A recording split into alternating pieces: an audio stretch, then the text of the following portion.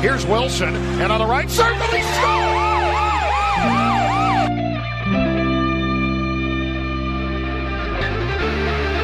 Rebound loose, wild scramble in front, score! Ovechkin with a buzzer beater! It'll count! And the hat trick tonight, number 21,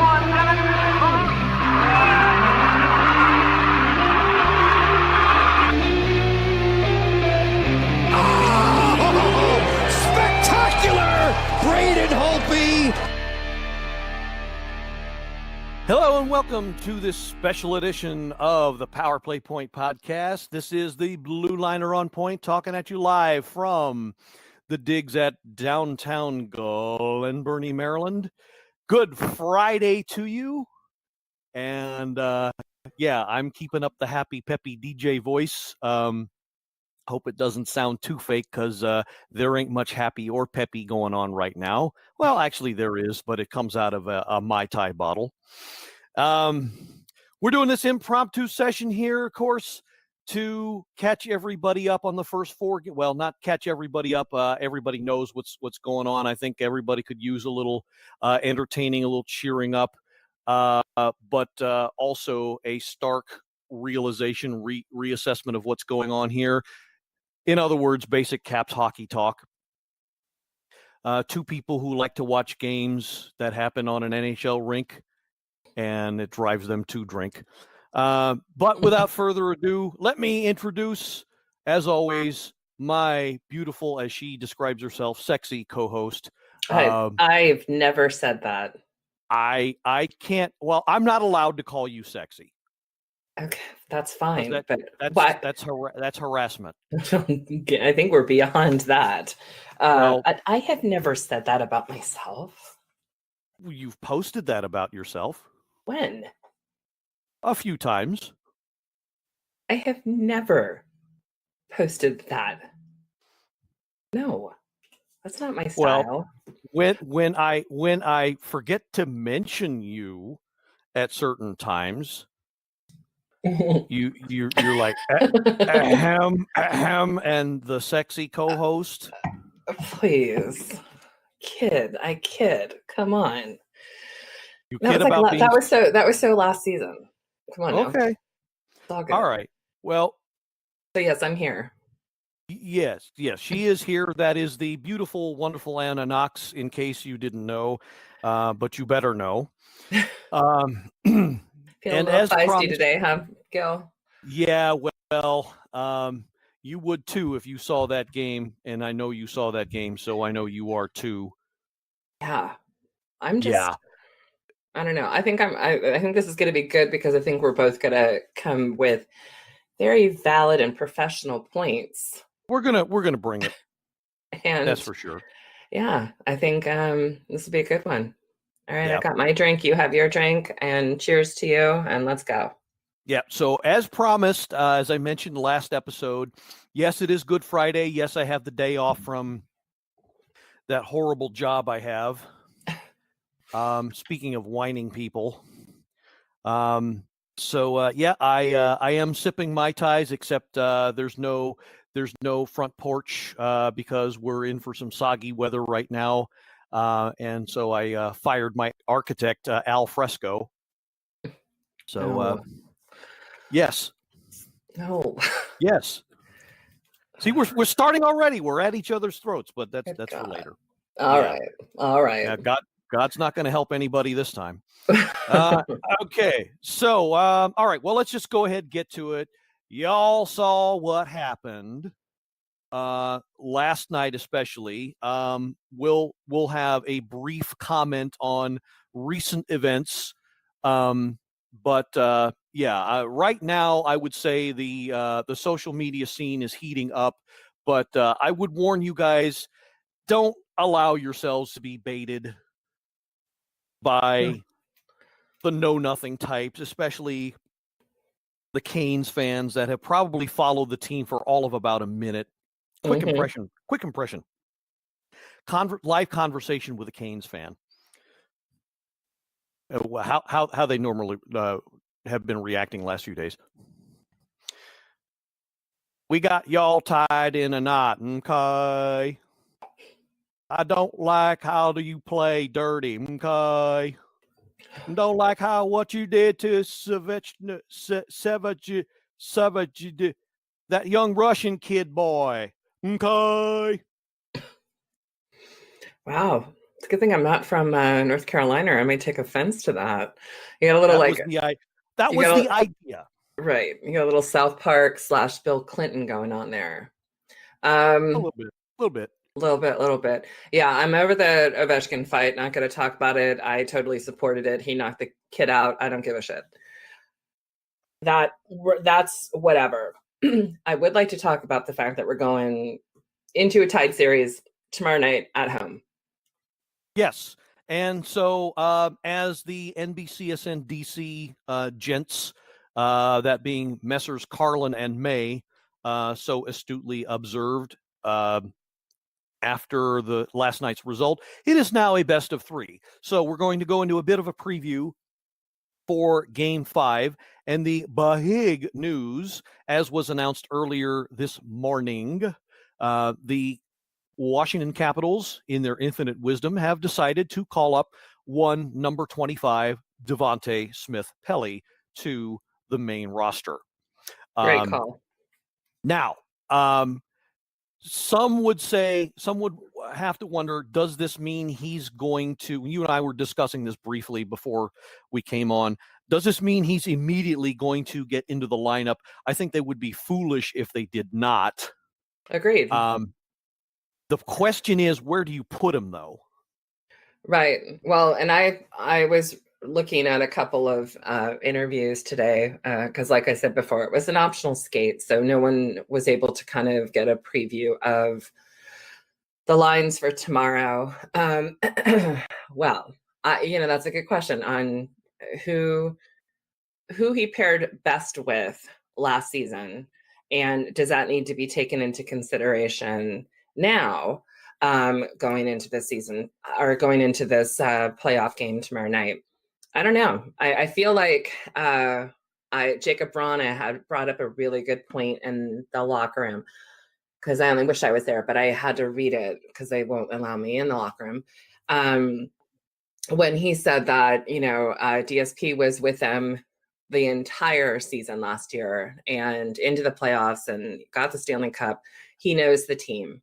And so he brings something to the team that, I'm not going to say they're lacking right now because, he's because of what happened with Oshie, but he brings something to the locker room, something, a familiar face kind of thing that I think he's going to fall right back into place. I don't know, to be honest, what the best line would be for him now, because he hasn't had, there's a couple of players he hasn't played with since he's been to Hershey. So I don't know what your thoughts are. Yeah, no, I don't quite know where he fits. It's already been thrown out there that they ought to automatically slot him onto the fourth line. Take out Boyd. Yeah, elevate. Yeah. Elevate. Have Boyd sit. Elevate all the other wingers, and then slot DSP into the wing side on that fourth line with let's see, it's Stevenson on one side, and who's centering that? Not Eller. Maybe Boyd is centering that line. Well, it could be. Yeah, I can't for the life of me remember the recent line combinations. I'll see if I can find it. But while I am, I think that would be an ideal starting point. Now, of course, as the game goes on, he can certainly be slotted anywhere else as an adjustment during the game. So I just found a recent tweet from Isabel Kershudian. This isn't gospel. This is not gospel. This is not the word from the mount. Sorry, I'm trying to do an imitation of my cousin, failing miserably. You're 0 for 2 on those right now. Yeah. I'm hit the high points. But she has, and this is admittedly, as she says, a guess. Top line: Ovechkin, Kuznetsov, Wilson. Hagelin, Backstrom, Vrana were number 2. And some would say they've performed like number 2, except for Backstrom. Burakovsky, Eller, Conley on the third line, and okay. So that's the center, Nick Dowd. Yeah, easy to forget there him you because I go. don't think Right. he hasn't had a good series either in my estimation. So she's supposing that as so the fourth line, Boyd and or Stevenson, Dowd, and DSP for that line. I would think it's going to be Stevenson. I would think, I haven't been enchanted with either Boyd or Stevenson's play, but I do know this. Stevenson and DSP have an unbeatable chemistry. Absolutely. I think, based on last year all the way up to the time he got sent down. So I think that will elevate Stevenson's play a little bit, get him more involved, get his speed more involved. So yes, I agree there. You make him an accessory on that line with him, and that'll get them both going again, because that line was killer. That line was key in last year's playoffs. And there's supposed to be an energy line, and I haven't seen much in the way of energy from the bottom 2 lines. So I would say start the end there. Not like the end of the season. There was a lot of consistency in that Burakovsky, Eller, Connolly line going on that we saw that surge with Burakovsky, and now we're back in that freaking ebb and flow. Please don't say surge. Okay, sorry. Unless you're talking about the drink. I'm not, but okay. But there was, like he was doing okay, and then now we're back to not so much. I do, however, question the Wilson, Ovechkin, Kuzi line, just because I'm not seeing great hockey from Kuzi, and I'm wondering if Backstrom would be better there, or do they want to keep Backstrom in the second line as the strongest force and better chemistry on the second line? I guess I don't know. There's a side of me that kind of hates when people are like, well, it worked last year and it did this. Like, Stevenson and DSP, I can see it. Yes, it worked. And in this kind of situation, you kind of have to say, all right, well, he's been in Hershey for however long, and since the trade deadline, and they haven't been together, but that should just, pick up. It's the playoffs, and they're going to ride off of that adrenaline and chemistry they've always had. But then when we talk about lines of, it's time to get the Wilson, Ovechkin, Kuzi line back. But I'm like, I don't know. Like, I don't know if Kuzi's quite earned that, but is this bumping him up going to do something magical? I don't know. But I do know this much. They have to get the power play going again, even though Ovechkin got one last night. Right. And I think Kuznetsov is a focal point of that. I don't know what it is with him. I'm not saying he's the cure-all, he's the answer, but I don't know what it is, but he seems way too soft lately, way too tentative with his passes. I don't know what's happened, but it's like night and day. The Kuznetsov that showed up in spurts this season and all the way through last year's playoffs is gone. I don't know what happened to him, but I think they need him to come back and fast if they want a chance here. So are they risking a lot by not putting Backstrom in the top line because he's played so well, better than Kuzi? Well, I don't know. I mean, I guess you kind of spread the wealth when it comes to the top 2 lines. Yeah, there is that, but here's my thought on it.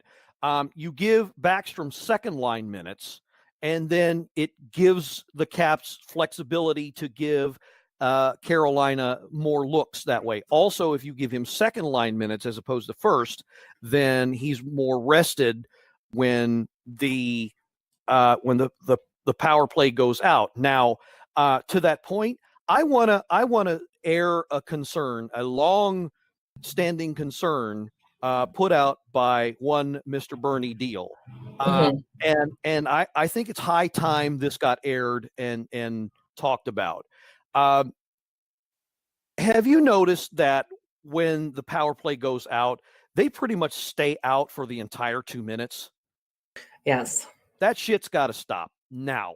They need 2 full 5-man units, or maybe platoon a few guys. I don't know.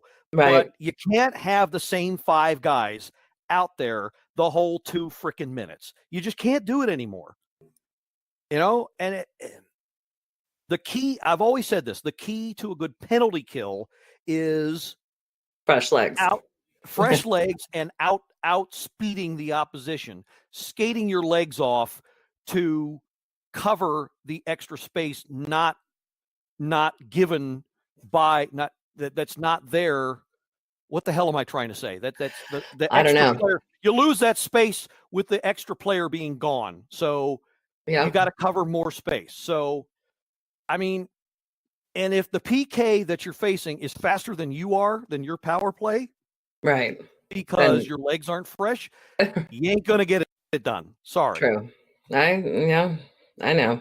I agree. So that's in our disjointed preview here. That's key number 1. Power play has to get going again, because it's just it's just not happening. And the overall puck movement. This is one of your pet peeves. So many missed passes, so many missed assignments.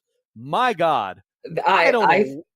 Go ahead. Well, I was just going to say, I don't know if they know what they're trying to do when they gain the neutral zone. It's like when they cross their own blue line, they just lose it. Right. And yeah, I had a whole somebody lot. needs to get a clue.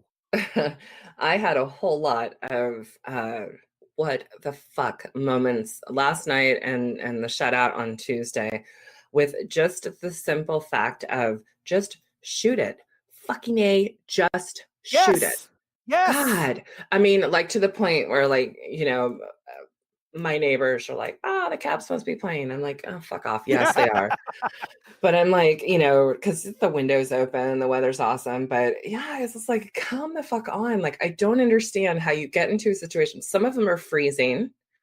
Some of them are going, behind and then trying to do all that. And there we go with that stupid, fancy, trying to do something, trying too hard. Just get back to the basics. Get back to the basics. That's it. That's what this team needs. They need to get out of the the playoffs. Okay, well, if anything, when you're in a sport and you make the playoffs, you should be going off of adrenaline, but not making reckless, stupid plays, passes, and penalties.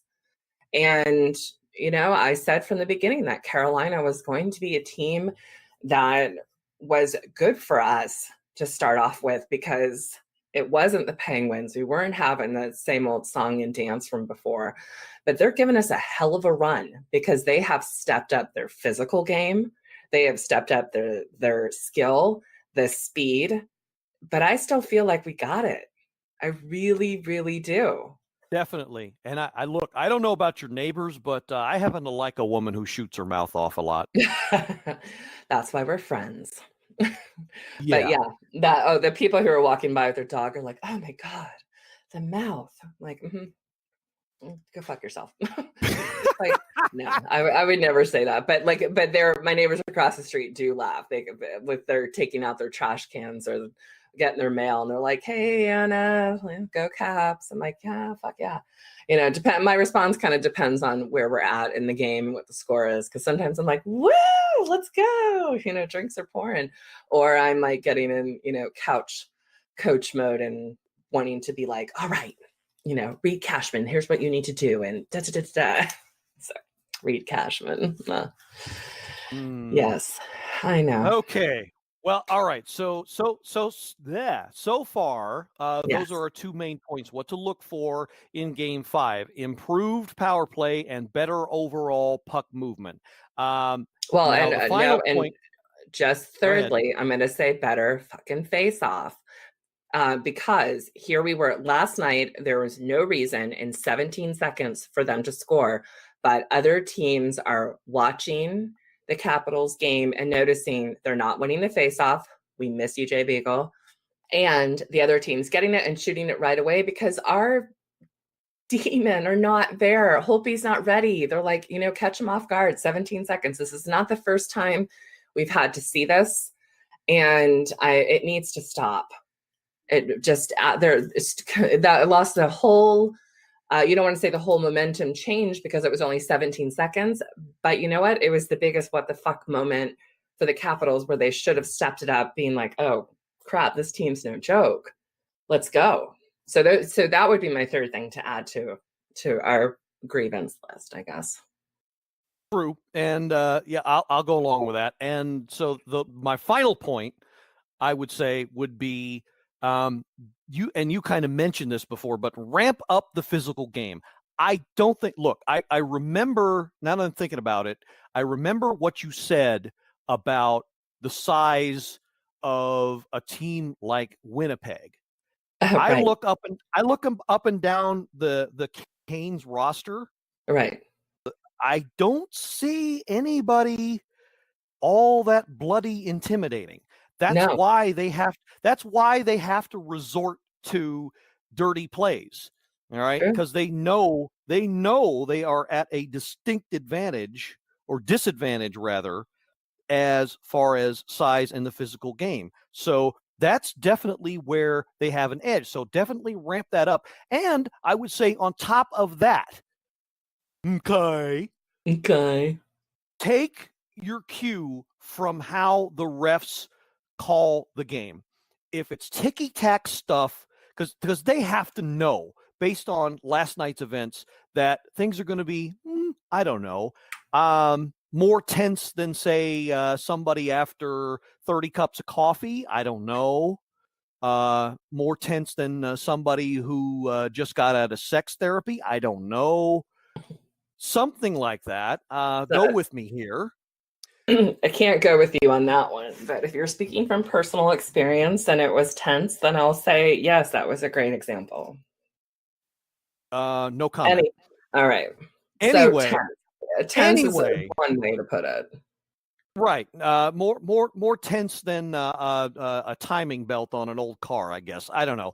But the point being, the refs that are going to be officiating, I don't even know who's announced yet. I don't give a crap right now. But they have to know that there's an element of revenge, of tension, of that intangible, that I don't know what, that you can't wrap your arms around. A little retaliation. But it's there. It's there. Well, I didn't want to say that, but No, but you know what? If it's obvious to everybody, the Carolina players are going to be feeling it too. So let's hope that they clam up and kind of have their, oh shit, you got Wilson, who has done well this series in retaining his fighting urges. Let's just put it that way. He's playing smarter hockey. I'm still not happy that he hasn't done more, but that's for another time. There's still games to play. I still have faith in 43 and 13 and 3.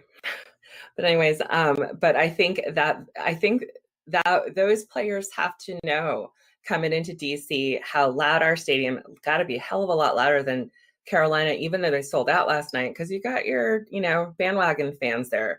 The people in DC are your true rock the red, unleash the fury, loving everything, supporting this team for so much longer. So the team knows that the Caps know that the fans are behind them.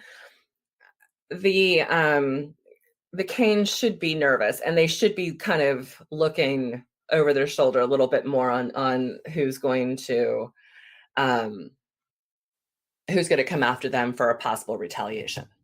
Right. No, that's the point I'm trying to make. I would say take if you're the Capitals, take your cue from how the game is officiated. If they call all the ticky-tack stuff within the first 5-10 minutes, then okay, maybe you don't want to take too many liberties. Maybe you don't want to play on the edge too much. But don't shy away from an opportunity to take the body to whoever's got the puck, for sure. And, of course, make it legal. So I would say that more than anything, they have to do, because right now, instead of us throwing them off their rhythm, it's the other way around. And True. the only way, I think the only way, or one of the key ways to get it back, is to reverse that, reverse the physicality, reverse that trend, reverse that part of the game, and they'll get that edge back and make Carolina afraid to keep up that part of the game. So I think that's something they ought to do. And that's going to be the final item to look for going into Game 5 tomorrow evening.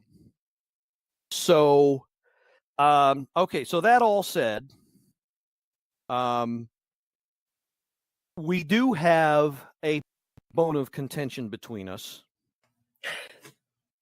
And that being the job that the coaching staff is doing as a whole, not just Todd Reardon, but the entire coaching staff is doing as a whole this series. So unfortunately, we find ourselves again at odds with that, because you and I had a brief discussion about that, and you were on one side and I was on another, and that hasn't changed. Nope. So we're going to spend the next 5 to 10 minutes or so discussing that. It may not get too friendly. In fact, I can almost guarantee that it won't. So, did you want to make your points first, or did you? Oh how did you no! want to do this? Oh no! This is all you. I'm ready. I'm just This gonna is sit back. all me. No. Uh-huh. This first couple minutes are all you, and I'm just gonna sit back and listen. Okay. Well, all right. I won't say that. You're wrong. Just kidding. I throw you off your game a little bit. Yeah. I will not say that Todd Reardon's staff is not being thoroughly outcoached by the Carolina Hurricanes. I will not say that. What I will say is that they are not making all of the adjustments, lineup changes aside, line changes aside, and such. They're not doing everything that they need to do. They're basically, my problem with them is they're not reacting either at all or in the wrong way. This is my big problem with Todd Reardon in general. He just doesn't seem to be that kind of a guy to rally the troops and say, hey, get your Sam Houston Institute of Technology together, get out there and do what I know and everybody knows you all can do. And a la John Tortorella, or I don't know, lot of guys out there. He just doesn't seem to be that guy that is anything of a motivator, and they don't really have anybody like that on their bench. And you know, look, Rod Brind'Amour has said a lot of stupid things in the last 48 hours for sure. Okay, there's no denying that. But what also can't be denied is the fact that he's got this team playing like it. Hey, it's us against them. It's us against the world. If we stick together, nobody can stop us. You know, we're in this together. We're going to play for each other. He's got them believing that. I don't get that mentality. I don't get that sense that you know that's being communicated by the coach. So that's one point. That's one bullet point as far as a complaint I have. Second complaint I have is that it just doesn't seem like they know what they're doing as far as who to put out and when. I'll give you a couple points. Well, the best example I can give. What is Travis Boyd doing out there the last minute of the game? What is a fourth liner doing? They're trying to win the game. They've got their net empty. They're trying to tie the goddamn game and send it to overtime. What is a damn fourth liner that doesn't produce anything in the way of points? What is he doing out there? Unless and he's not. I don't even know if he was supposed to win the faceoff or what it was. But why is he out there, for example? And why is the power play that, for another example, has sucked for a while? Why haven't they adjusted that? Everybody knows that that's a key element to playoff hockey. If you can get that extra goal or that extra pressure, even if you don't score on the other team, why hasn't that been fixed? Why haven't they made any adjustment? Why is it the same? And we were just talking about this, the same 5 guys all 2 minutes out there, and they think that's going to work. No reaction, no change, no tweaking, no nothing. It gives the optics that they don't know what they're doing. And I think we'd all like to believe that that's not the case, but I'm just not seeing a whole lot of signs that, they're willing to do what it takes to make the adjustment and start getting this team to play like they should. And those are my 2 main complaints. I could throw in a lot of little ones in there, but we just don't have time. But those are the 2 big ones. So Okay. I think, unfortunately, yes, it's on the players, but you gotta take the coaching staff to task because they have to be better too, and they haven't been. Okay. You're done? What say you? Oh, passing the mic over. Okay, so here's my first issue with what you just said about how they don't know what they're doing. I think that's complete and total bullshit. Todd Reardon was the assistant coach to Barry Trotz and has been with them since 2016. So he has the experience with the team. And when Trotz left to go to the Islanders and Reardon was going to take over, I know some people were hesitant because he had not been a head coach before. But it's not like he doesn't have coaching experience. Assistant coach for the Pens, he was also a player. There's a lot of things that go, come on, it's not like he doesn't know what he's talking about or what he's doing. So when Reardon took over and everyone in DC was kind of feeling like, okay, this is a good thing. We're sticking with the same team. There's no major changes. There's no reason why we can't go back to back. Exactly. So why would he come in and rock the boat? I put it on the players, not the coach. You want to see changes? No, there shouldn't be these huge drastic changes where all of a sudden you're like, wait, what the fuck's going on here? Little tweaks here and there, of course. But for you to say that you don't think that he is rallying the troops, you don't know what goes on in the locker room. He's not a hothead. He's not a Babcock or a Tortorella who's like emotions are like they're about to drop and have a heart attack. He remains calm, and that's what players need at that moment. They don't need the stress and the anxiety of their coach about to blow up at them. They need someone who's going to remain calm and say, hey, listen, I've been with you guys for a couple of years. We won the freaking Stanley Cup, and now look at us. For someone to come forward and say that Todd Reardon's not doing it, they're Metro Division leaders. It's not like we went from winning the Stanley Cup and we didn't make it into the playoffs. Fuck, we won our division. So that, to say that the coaches don't know what they're doing, no, I can't. And you and I have talked about this before. Nothing pisses me off more than when people start throwing the coach under the bus because they don't think that the coach knows what they're doing. Bullshit. I feel like it's like 90-10. 90% is on the players, 10% is on the coaching. There's no way you're going to convince me otherwise. Nope. And I don't know. When you say there's no reaction, I don't think there should be. I don't want the hothead on the bench.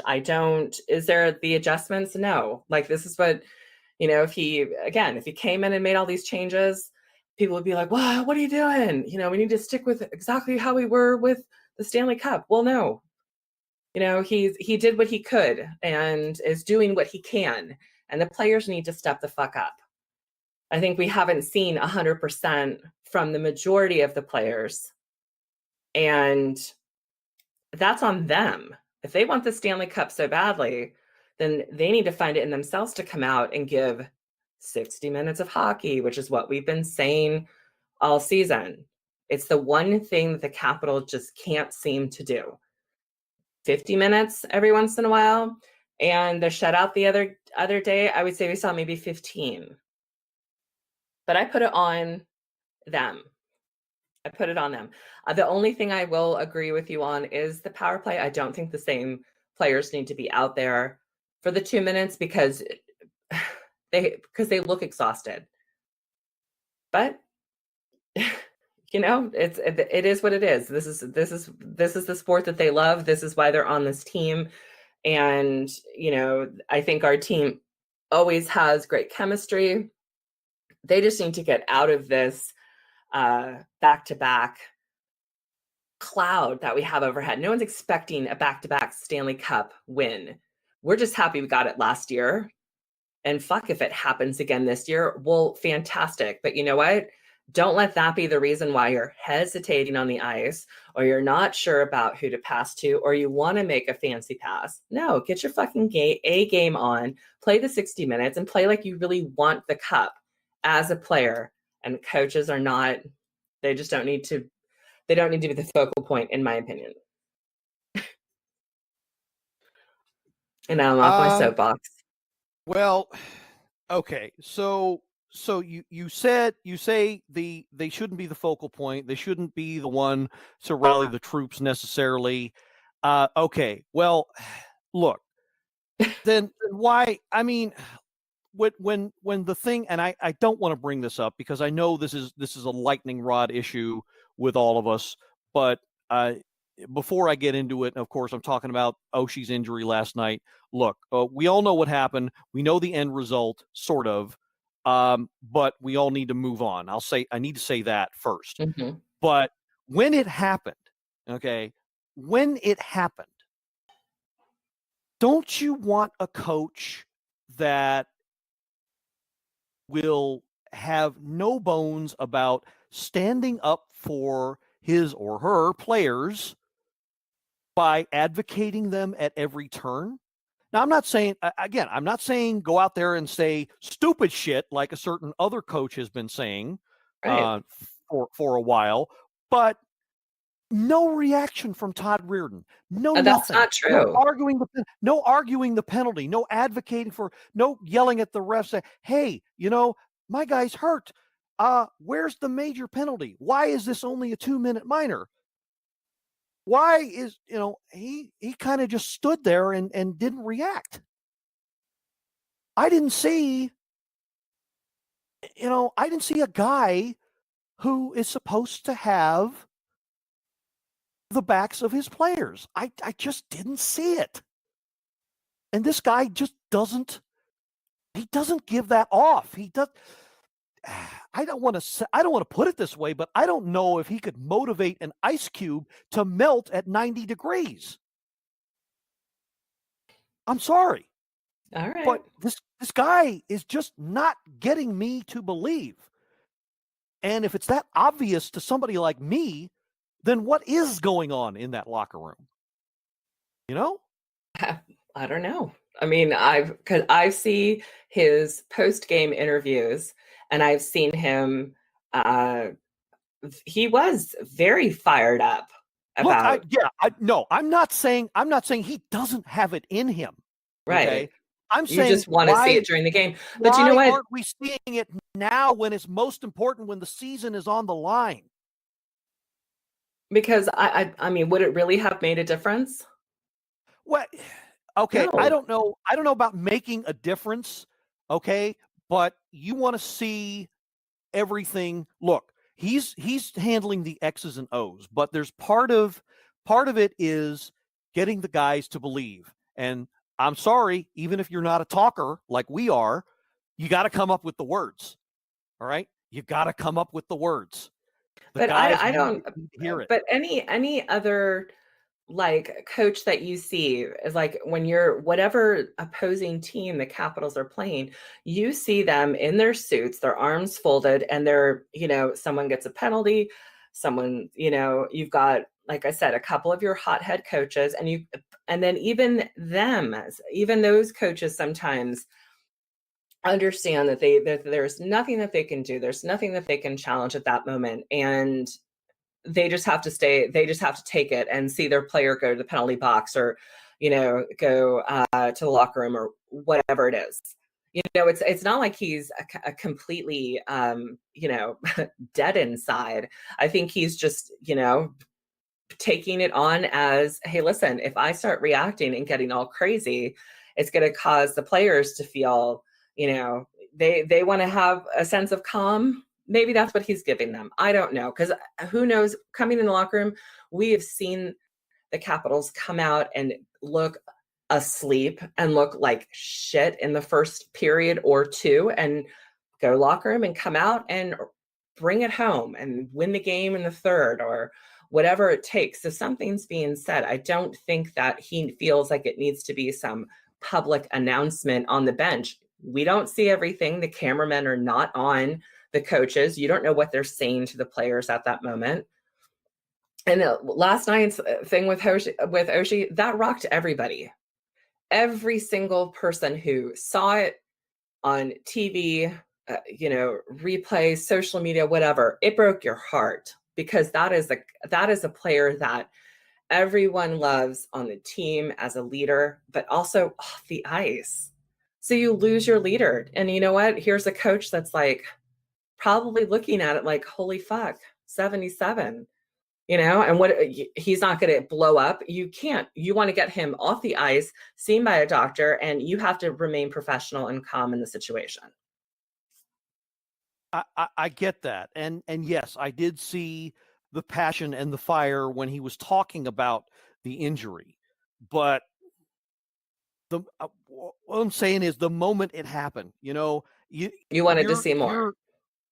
Yes. I mean, I want to Okay. see a guy say, hey, you only gave this jerk 2 minutes for injuring my guy.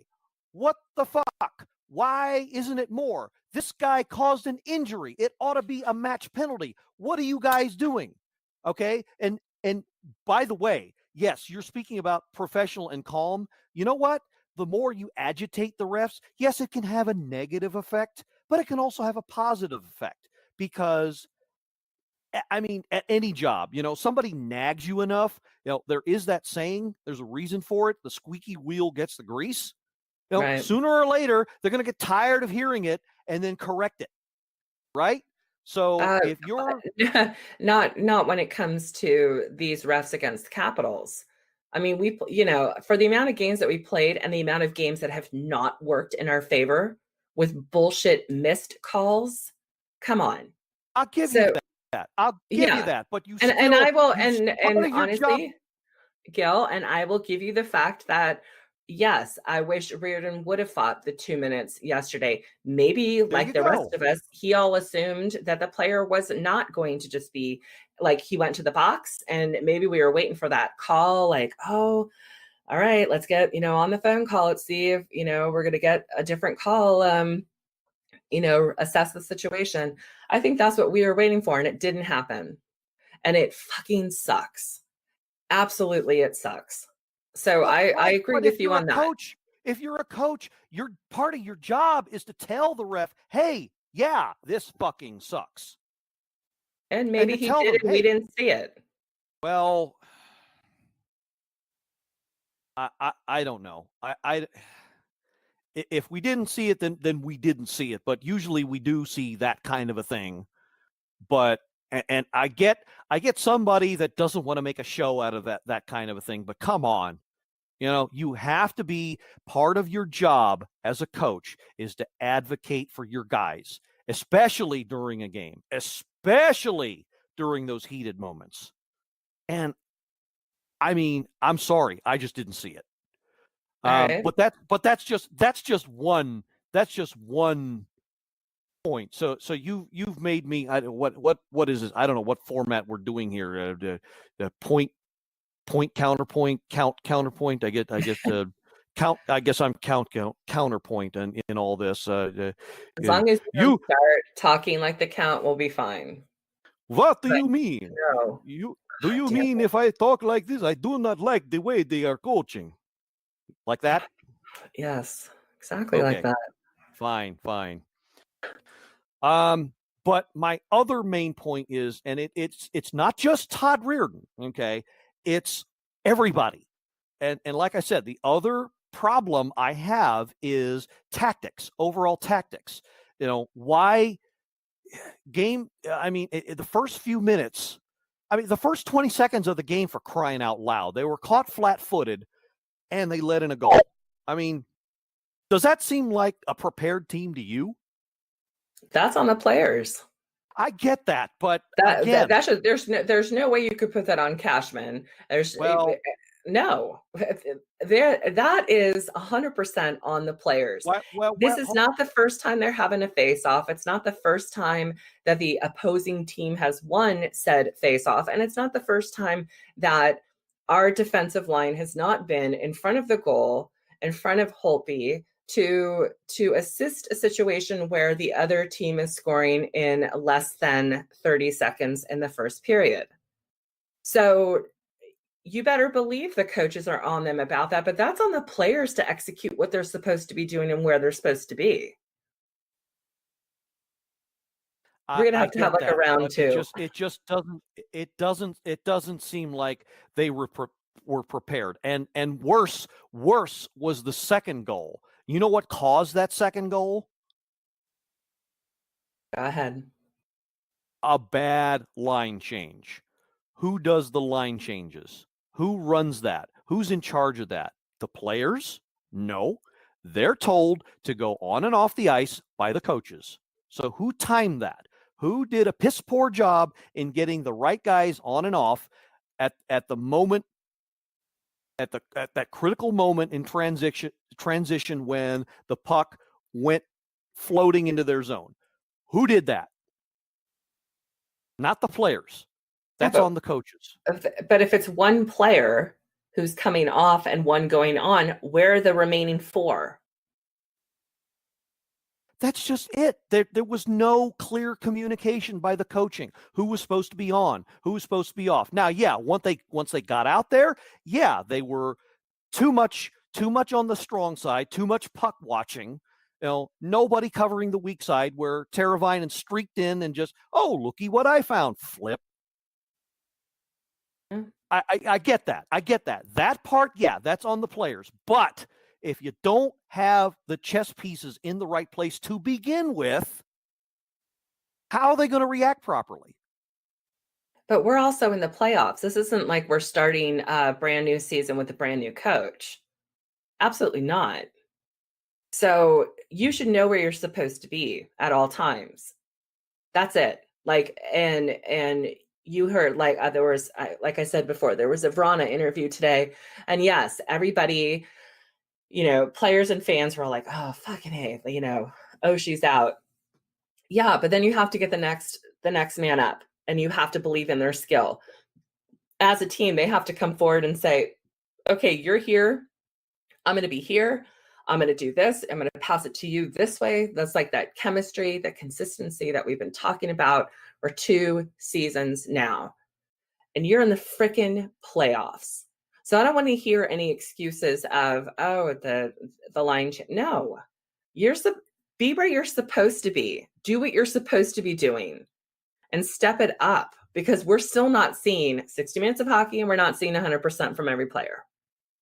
Or we sure as hell wouldn't be in a tied series position right now and not seeing more goals from people who were more consistent. The Wilsons and the Vranas. I don't want to throw my number 3s under the bus, but, you know, they need to step it up. Kuzi, what the hell? No, right. No, I don't I'm not saying for sure that it's the players don't have their part in this, obviously, but maybe if the coaching staff does everything they're supposed to be doing from top to bottom, from one end of the bench to the other, and properly monitoring the game, properly reacting to what goes on, I mean, I don't know. It just doesn't seem like they're doing everything necessary. Now, maybe a change in personnel will work, but I want to see a little bit more fire for one, and I want to see a little bit more, much more change in tactics. Okay, everybody, like for example, a little bit bit of a change in the forechecking scheme. One man high, bother the other guy, ramp up the physicality, shorter passes in your own zone, little tweaks like that. And and for the first 5 or 10 minutes last night, it was more of the same. It took them just so long to get a rhythm. And you got to follow the plan set forth by the coaching staff. It starts with them. And it just kind of, I don't know. I'm getting a feel that there's a lot of, there's a lack of direction. And that just needs to stop. And that's, it comes, they have to be leaders, whether they feel like they can or not. And I'm just not seeing it. And one suggestion I would make, and I've been vocal about this before, so is Bernie for that matter, is that Todd Reardon, and you're not going to like this, but Todd Reardon take over the running of the D-Corps completely. That might be what he has to do if the shit that's happening now is keeping up. So I'll end with that. I know I'm not going to convince you, not going to convince those guys who say, Reardon's doing a great job, the whole staff's doing a great job. Fine, I get that, but that, pardon me, I had to put that out there because it's obvious to me. I don't know if it's obvious to you, the Caps fan, the fellow Caps fan, but that's what I'm seeing. That's the air that I'm getting when I see this team play. Okay. And we're just going to agree to disagree. We're going to have to, because neither one of us is going to convince the other, because you've got some valid points. Yes, it's on the players, but I mean that's only one part of the equation. If you have an equation that's not balanced, it all has to smooth out. It all has to work out, and right now it's not. At least not in my eyes. Okay. And if I'm the only one, in Caps fandom that sees that, then goddamn me. Tell me to piss up a rope. I don't care. But that's what I'm seeing. All right. Well, I think our rant went twice as long as we expected, but whatever. I think we had a lot of not to pat ourselves on the back, but I think we had a lot of good stuff to put out there. So agreed. This was meant to be. Go ahead. No, I said, look, we're going to end on an agreement. Yeah, this was meant to be a mini episode, but it's more like a full-size episode. Hey, Merry Christmas. We give you more for your money. Not that anybody's paying for this. Of course. Let's just start with that. All right, cool. So I'm going to go make dinner on this Good Friday. So let's end on a unifying note here. Go Caps. Anna and I can definitely agree that it was horrible what happened last night to Oshie. It's even more horrible that Department of Player Safety has decided not to react. But what would be worse than that is if we as a fan base wallowed in that and adopted a woe is me mentality and used that as an excuse. And you can't. And I'm sure, Anna, you would agree with me. I'm just going to say I 100% agree with you. The team now has to come together. And if they're going to go out there even harder and faster and more aggressive and on it, they're going to do it tomorrow for themselves, for the Caps, and for frickin' TJ Oshie. Hell because yes. that's your driven force right there. And you do it for him because what happened yesterday was absolute bullshit. It was heartbreaking to watch. And the fact that there is no suspension for the players, I won't even say his name because I'm going to get all fired up all over again, is utter bullshit. So we'll see what happens tomorrow night. Definitely. So it's 8 o'clock puck drop. And I'll say one last thing here. And that's you you fans out there, whether you're sitting on your couch like me, watching the game at home, or if you're actually in Capital One, especially if you're in Capital One, okay? All right? Cheer your lungs out, okay? I don't want anybody leaving that arena after it's all over whose lungs aren't fucking bleeding, all right? That's a vision. Scream till your heart blows up, all right? Do it for the team. Do it for TJ. Do it because you need to drive this team. And I'll say it again, fanatics, they help win games. Be Caps fanatics. You got to do it. All right. So with that, I think this is a good place to stop. Thanks, Power Play Point podcast fans, for indulging us. For Anna Knox, this is the Blue Liner on point. Signing off for this bonus episode and reminding you that if you go to the restaurant that's on the moon, the surface of the moon, well, you're in for great food, but no atmosphere. Hallelujah, and let's go Caps. Go Caps. This has been another episode of the Power Play Point podcast. All episodes are available from Apple Podcasts, the Podbean app, blueliner77.podbean.com, and now available from Stitcher. Music by Joe McAllister, voiceover by Jeffrey Conkle.